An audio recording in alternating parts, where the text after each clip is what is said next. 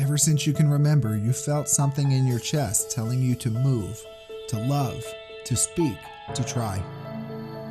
Day after day, you pretend you don't hear it calling, or maybe you dismiss it as silliness or worse. But it's there, ready for you, and it will wait for you as long as you need. My name is Johnny G, and I invite you to join me on a journey of awakening as we dare to embrace our light. This is Refractive. Hello, everybody, and welcome to another episode of Refractive. I'm Johnny G. Today, we have such a powerful episode to go through, and I'm excited to introduce you to a guest. She's a very close friend of mine.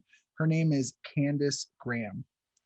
I want to start this episode with an intention to send out so much love and light to all of the people who are listening to Refractive today, because this is an episode that deals with a topic that can be sensitive.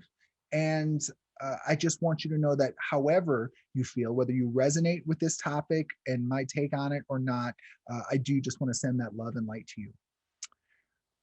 Spiritual growth is not for the weak.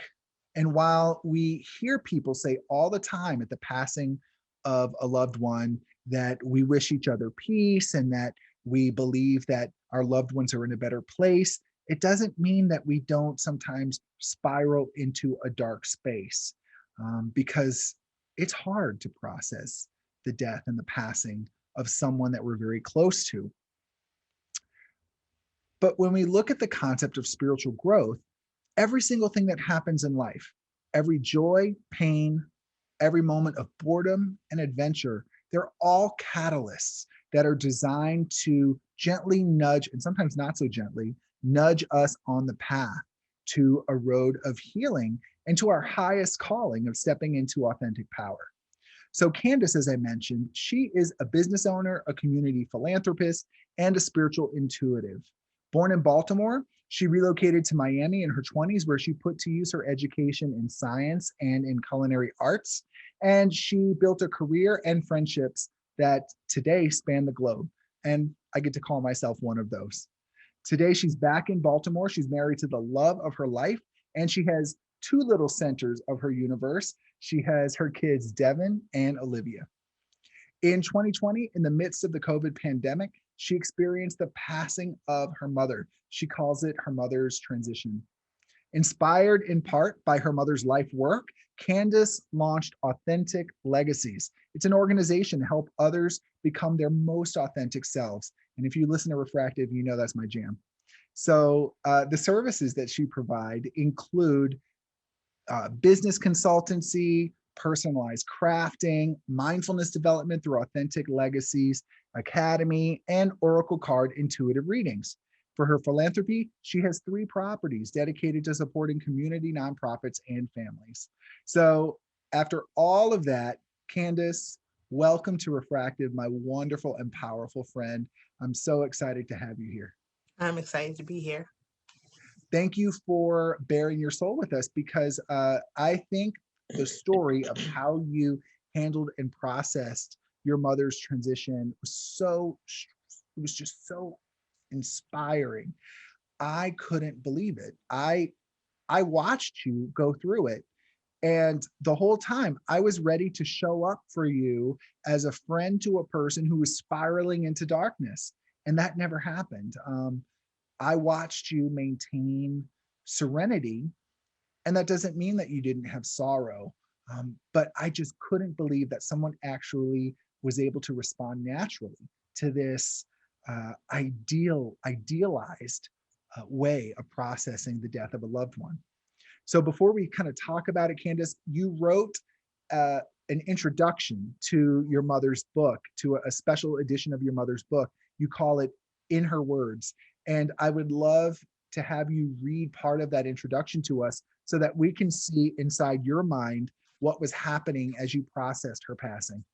Oh, of course. Welcome to my mind, listeners, and Johnny. It's a lovely place. Don't run away scared. Okay, so this is In Her Words it will be a just a collection of her handwritten notes from the process of writing her books and some other things that she was researching and practicing spiritually. So the introduction begins. It was approaching 9 a.m. on Friday, August 21st, 2020, and there was still no answer. No response on Skype, Facebook, home, or cell phones. In over 20 years, we never missed a morning check-in. Never. I immediately knew. I just knew. I got Devin and Olive in the van and headed to my childhood home to pray over my mother during her transition. I just knew. No sadness, no numbness, just peace and preparing my spirit to meet hers. I just knew. There she was on the couch, peacefully transitioning, just as I knew. She looked so peaceful, so beautiful, so authentic. I prayed over her, assured her that we were all okay, thanked her for those things that she had poured into Devin and Olive. I was humbled and with gratitude from the depths of my soul, thanked her for the faith, strength, and courage I just knew she gave me that would sustain me on earth here without her. Everyone from then until now asked how I held it all together. Well, I didn't. I cry when I need to, laugh when I need to, handle business when I need to, talk to God when I need to, talk to her when I need to. How could I not be strong when I just witnessed and knew the beautiful spirit that guided me, loved me unconditionally, and taught me to love unconditionally, poured the spirit, love, and wisdom of God into me, and demonstrated an inspired, unwavering faith was teaching me her final lesson, a peace that surpasses all understanding. I had no desire to understand what was happening or why. It didn't matter and still doesn't.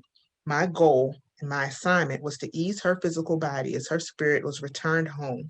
I just knew it had to be me, and it was truly the greatest honor of my life thus far. Like everything else in her life, she ended her mission on top and radiant. I can see her dancing and singing her way into the gates of heaven, ready and prepared for her next assignment, sitting at the feet and throne of the God she loved. What an overwhelming joy I had knowing that she was reunited with family that preceded her. The ringleader had arrived. You better look out. Oh, they knew she was coming. They prepared.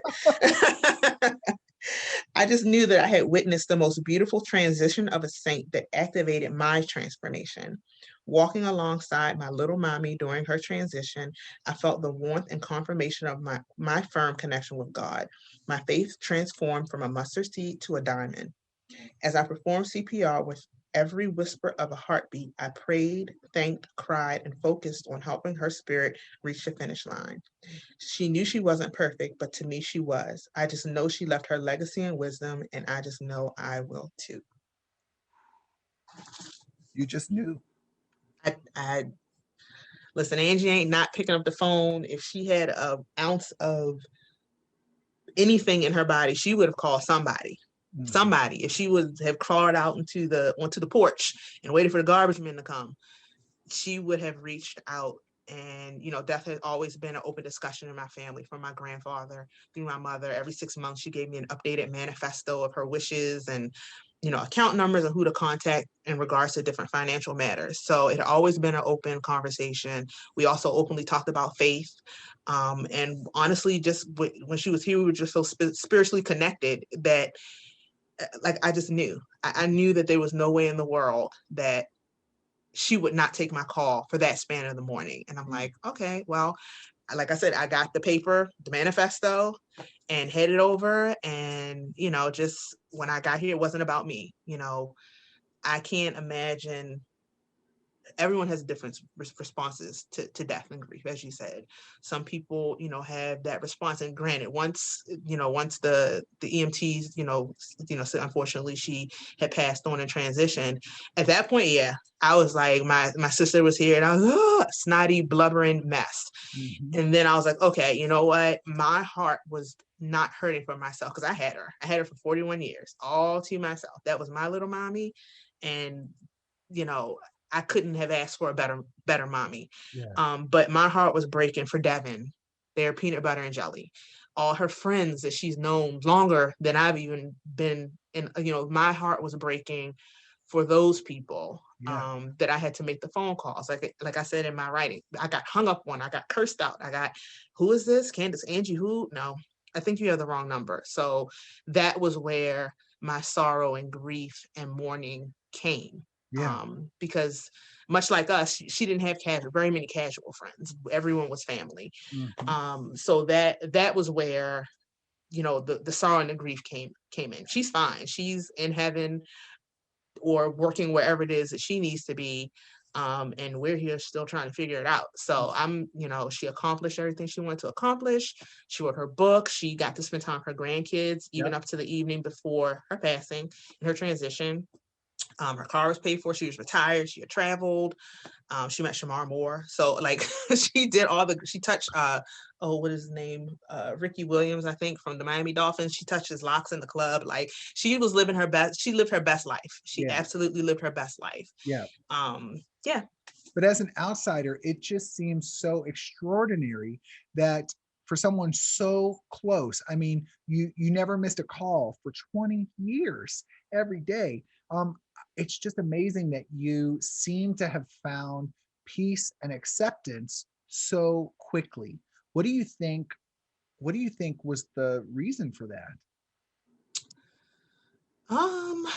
Honestly, I can't, I am not a very I'll say religious person, but we're very spiritual. She talks in her book about her various spiritual practices and things that she did to keep herself centered and grounded. Up until that point, if I was walking around Lake Montebello, I would be on the phone listening to Joyce Meyer through her. If I didn't want to hear it, I'd be like, oh, I'll call you at 11 when you're done. But it was, like I said, it was a duty. I looked up the word primal because it was primal, and not in the sense that I felt in the urge that, so I looked it up, and just on Google, like an essential basic feeling, the urge to protect yourself and your family from harm, the most basic part of who you are that's important. Your hardwired behaviors enhance your ability to cope with vital environmental contingencies. Tribal loyalty, dedication to the people close to you, and self-preservation.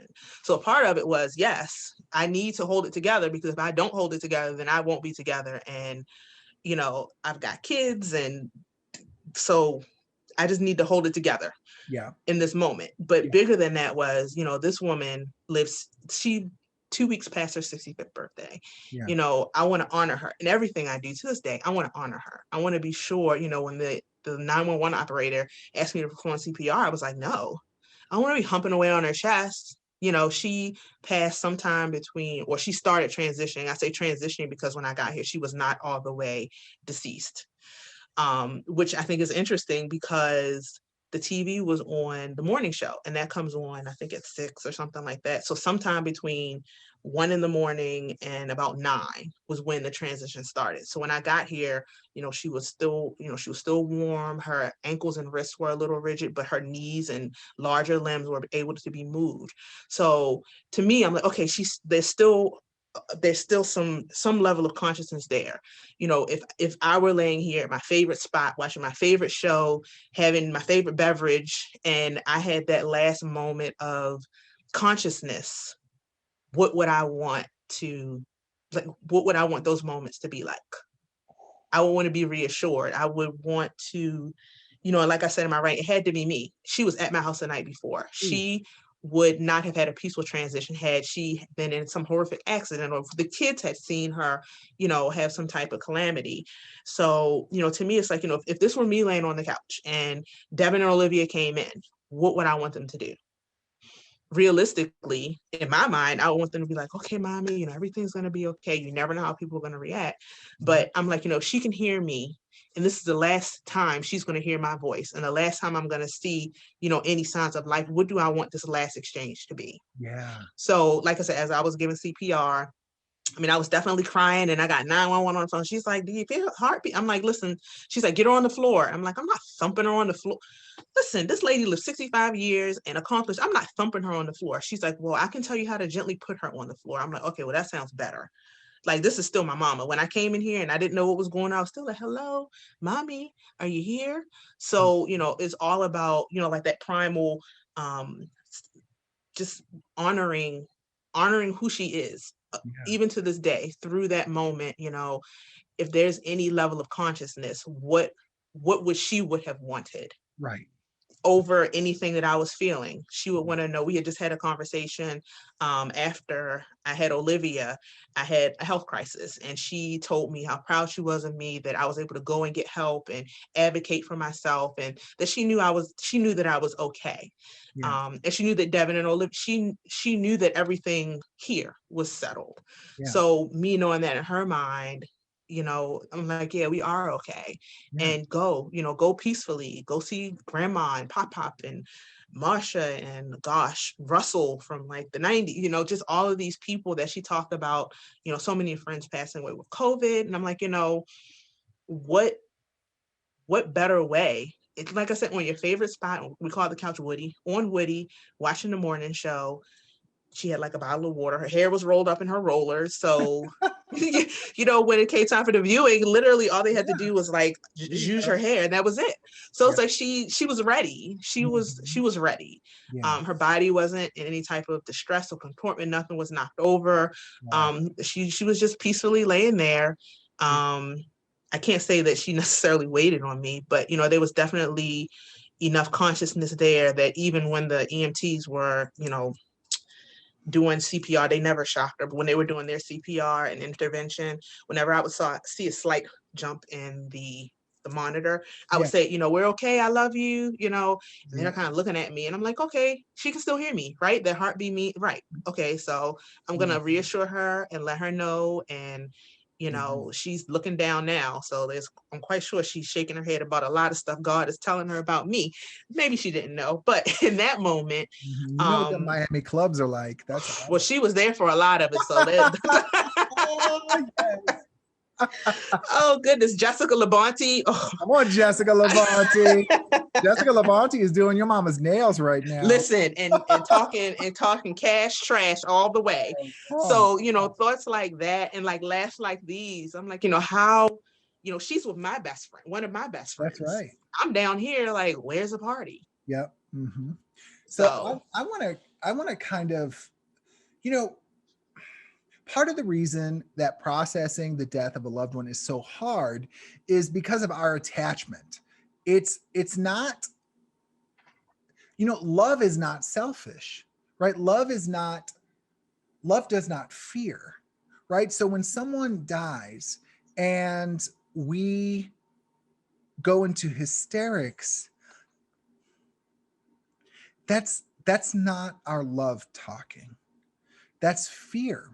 That's fear that we're alone, fear that something that was ours is not with us anymore, fear that a source of comfort, support, stability has been taken from us, right?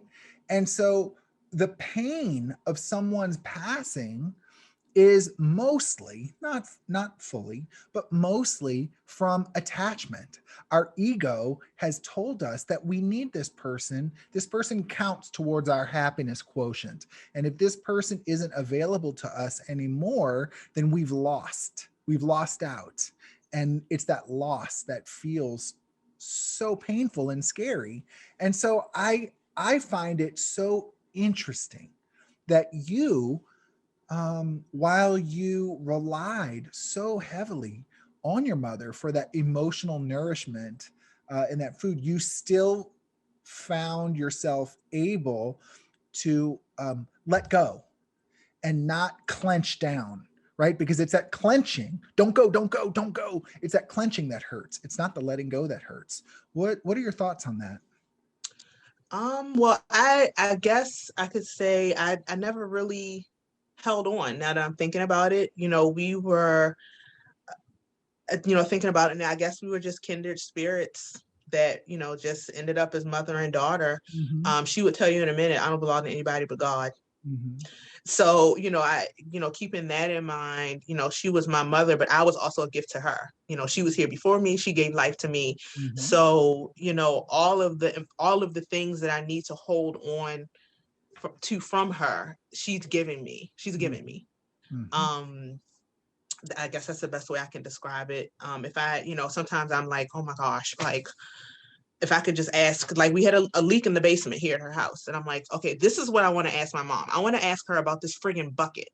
and then there's other times I'm like, oh, I'm going through this situation with, with Devin or Olivia. I wonder what she would have done. Mm-hmm. And, I think about her mother passed away when she was a late teenager.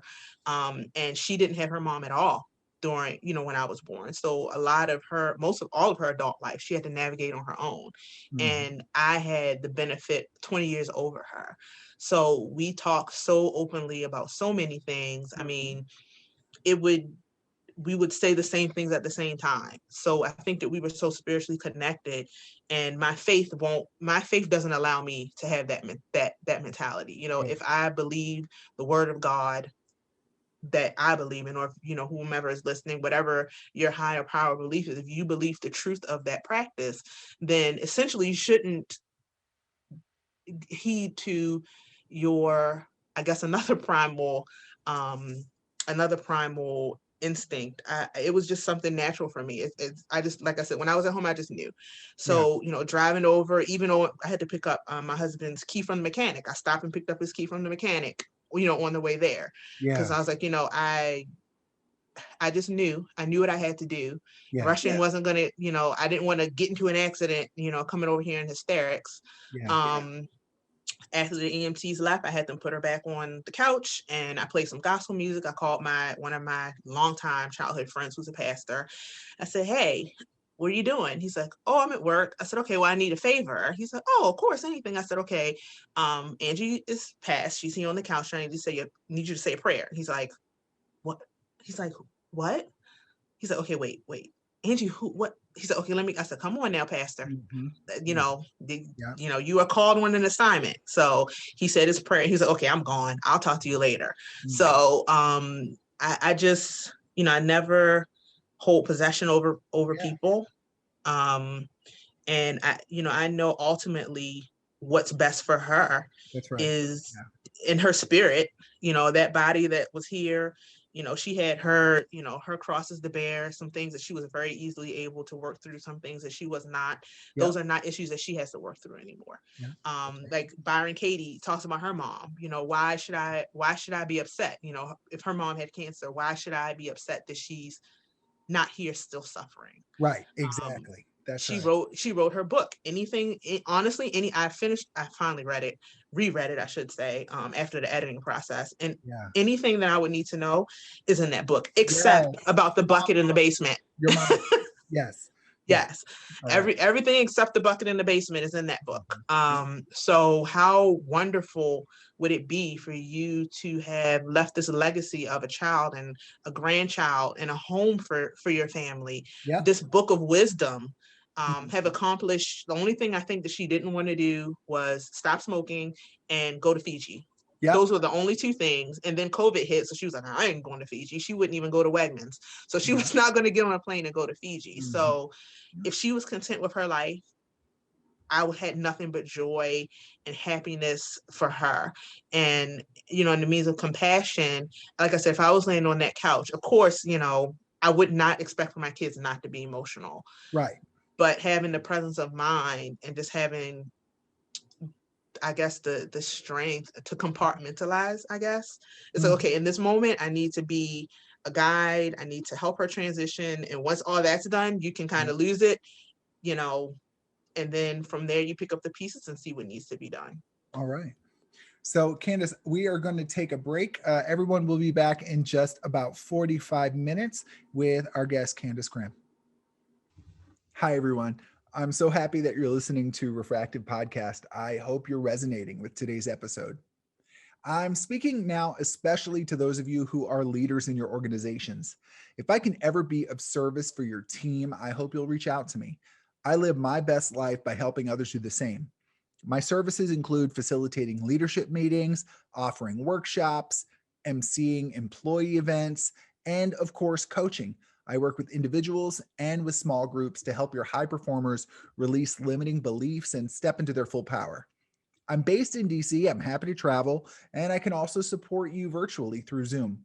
For more information, please visit refractivecoaching.com. And now let's go back to the podcast. All right, everyone, welcome back to Refractive.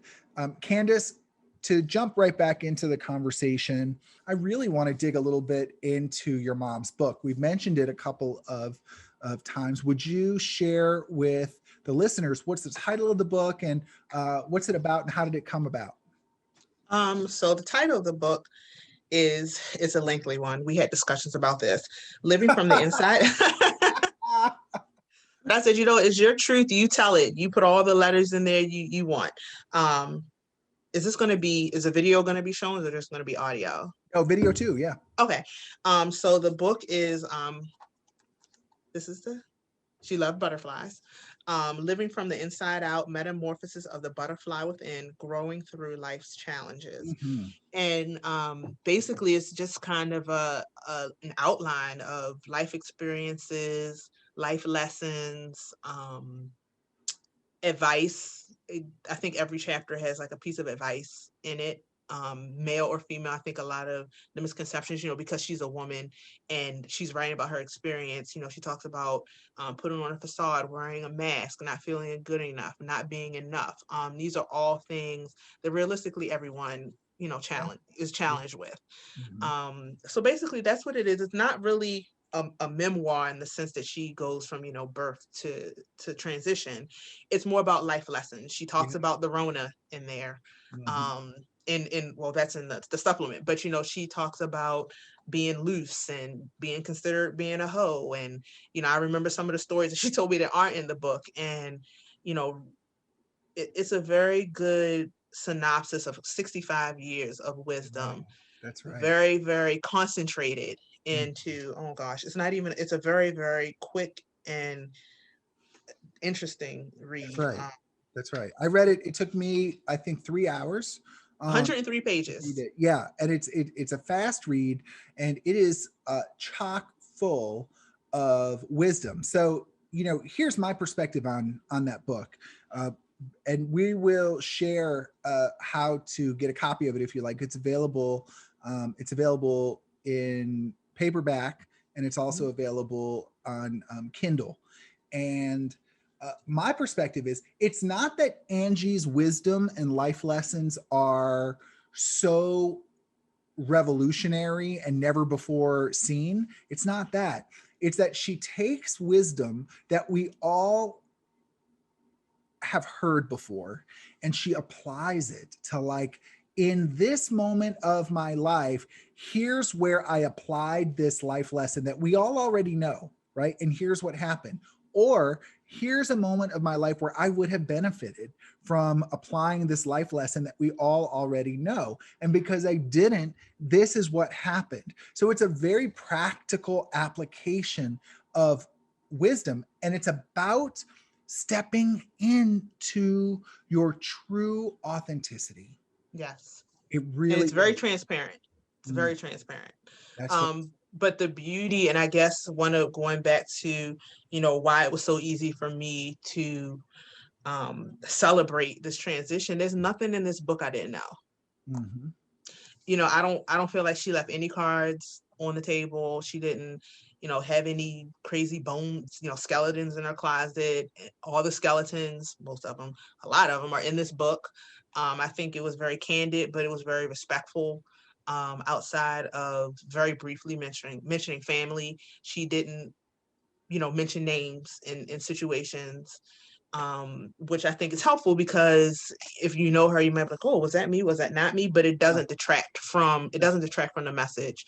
Like I said, it's very practical. And I think the thing that makes it very authentic and relatable is that she checks herself, and she's like, you know what, if I would have accepted the fact that it's normal to want to date or sleep with or whatever more than one man, it doesn't make me a hoe. If I would have accepted that and looked at it from a different perspective, I probably would not have made a lot of choices that I did or didn't make. That's right. So it's not I learned all these lessons and now I'm so great and I've moved on. It's hey, this happened.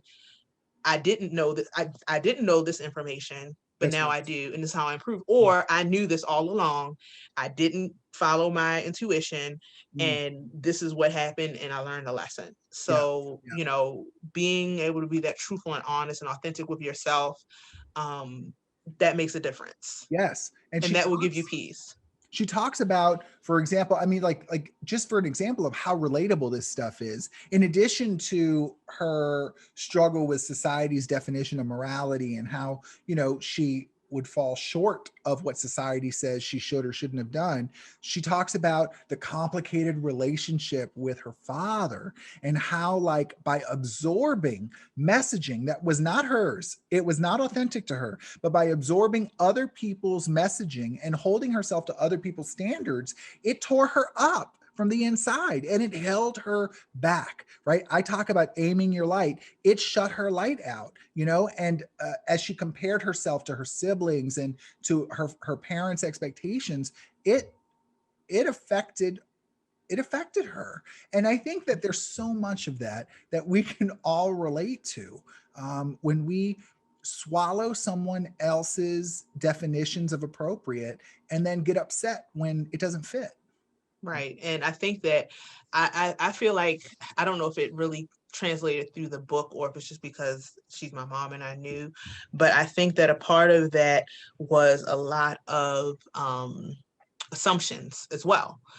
I know she told me about conversations that she had with people about the book Africa, and they were like, well, I never felt that way. Why did you think I felt that way? And she's like, oh, well, I just naturally stepped into that role or just naturally took up that cross to bear. And they were like, well, no, so, having been through what she went through with my grandmother and, being in the house at 18 and, going through the things with my grandfather and grandmother, and then various things throughout her life with work, holding it all in, absorbing it, and then still putting on a brave face. So then people just keep dumping the mess and you just keep absorbing it. And then you have a closet with a ton of stuff in it. You don't know what's there. And then one day it just all explodes in one way or another. So, I love the book. I helped her edit up to a certain point, and then I was like, okay, this is enough. I'll get around to reading it. But like I said, there's nothing in here that I didn't know, and definitely she was not a very micromanaging mom. So it's very interesting to read and see how much I am like. I mean, I knew that, but how much I am like her and how my values mirror hers and certain things and aspects of my life that she may have wished that she could have had that I did experiences, not because she certainly was not thrilled when I told her I was moving to Miami. But I know that was something that she always wanted to do, was wish that she could have left Baltimore because of, my grandmother's health. She wasn't able to. But she, on the flip side, was like, oh, great. And this is where our kind of philosophies match. My daughter is moving to Miami. How sad that she's so far away, but also I have a vacation spot. I can go stay in a hotel for free. I can get free massages. I can go to the club. So while I miss, and I guess this is, kind of a synopsis of it, that while I miss her, I know that the experience that she's having and the character that she's building far outweighs my need to have her close to me. Yeah. I picked a part of that book that's my favorite. Would you be willing to read it? Sure. All right. Look, I read through that whole book a second time. I'm like, wait, which one's my favorite? And I read through the whole book again. It is such an easy to digest, easy to read book. Anyway, go ahead. I can't wait. Yeah. And I was like, oh, I'm gonna like write this. My whole copy is marked up. I'm like, I can't even pick one favorite part.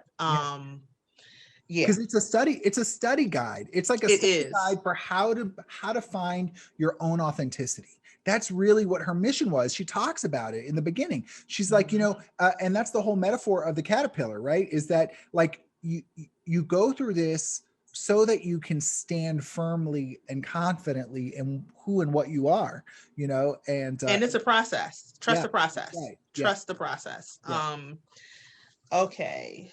So the excerpt from her book, I'm not sure which chapter this is. It's from the last chapter, I think. Okay. So this is Living from the Inside Out, Metamorphoses of the Butterfly Within, Growing Through Life's Challenges by Andrea Denise Angie Higgins. A novel by Push. By Sam. So in her words, For me, I started my evolution or my transformation when I finally got to the point where I was tired of being a people pleaser. I had been allowing myself to be used or taken for granted, ignoring my wants and desires. There was a lot of negative self talk going on. I needed to detox from the stories that I created in my head about who I was. I found that life is all about relationships with your parents, your children, your relatives, siblings, lovers, friends, co workers. With all those relationships going on, I oftentimes forgot about my relationship with my divine entity. Just as important as that relationship is a relationship with myself. I realize that you always have to leave something for yourself. Don't give all of yourself away. So when it comes to you, there's nothing left. You're depleted. I came up with my personal vision or mission statement as a result of emerging from my cocoon. My vision statement says, my success depends on my ability to use my knowledge, skills, and life experiences with integrity in order to help others begin to heal. That's basically the premise of my book. Ooh, goosebumps, goosebumps. Yes, I love it. This is so many of us, and Candace, you're one of my spiritual partners. It's a term I use. I got this term from Gary Zukov, who's a spiritual teacher, but it's a term I use for people who are in my life and on a parallel spiritual journey. And they're people I use to hold myself accountable and to bounce things off of. And I count on these people as well to challenge me when I'm not living up to the growth that I say I want. And for so many of us who are on this path, the idea of living a life, living my best life so that other people find their own permission to live their best life, like that's what it's all about. That is what it's about. And when I read that Angie was like, that's the premise of her book, like, man, that just resonated with me.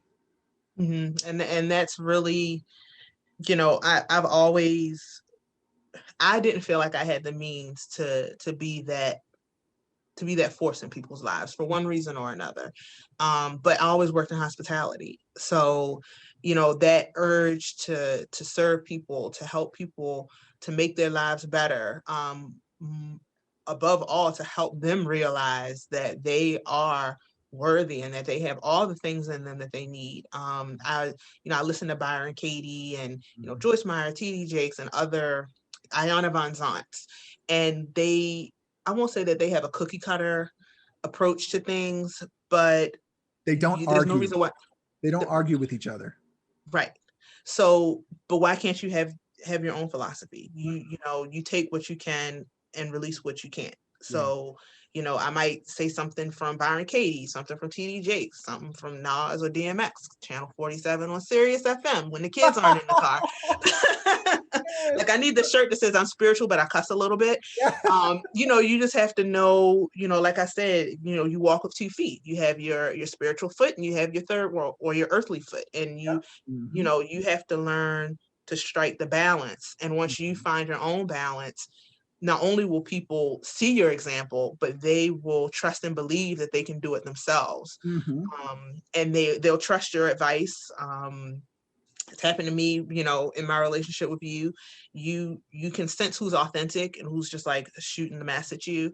And if you don't trust yourself and you're not authentic and truthful for yourself, like she says in her book, if I can't put all of that aside, then I can't help myself, and then I can't help anybody else. Yes. So people see me, they're like, wow, she's like, how is she doing it? How is she accomplishing all of these things? And she always used to say, people always wonder, what's going on in her house. I never see, people coming and going, but she always is put together. And she's like, it's none of their business.